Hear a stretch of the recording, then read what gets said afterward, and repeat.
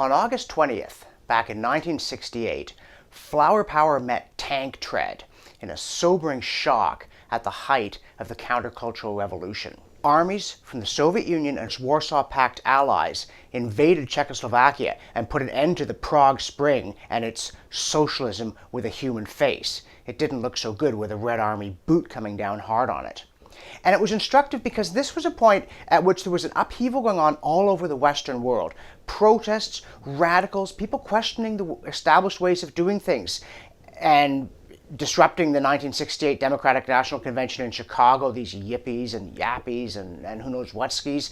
And in France, with this actually rather lovely slogan, beneath the pavement, the beach, protesters were on the verge of ousting Charles de Gaulle, which, couldn't happen too soon for me, to be quite honest. But in the middle of all this, with pretty girls putting flowers into the rifle barrels of National Guardsmen staring grimly at Vietnam protests on college campuses, there was this feeling that love was an all-conquering force and that it would sweep the world. Well, it turned out to have very sharp limits. In tyrannical regimes like the Soviet Union and its enslaved allies, it didn't work.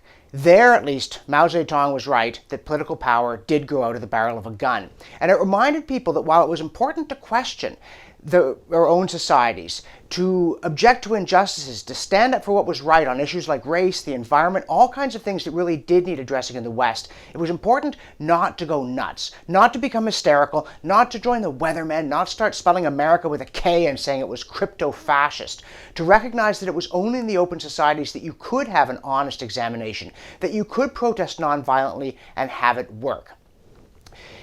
Eventually, of course, you get Richard Nixon ousted over Watergate, proof that the system really does work, that the West can correct its errors. In the Soviet Union, the opposite was true, and that was brutally underlined before all those with eyes to see on August 20th, 1968.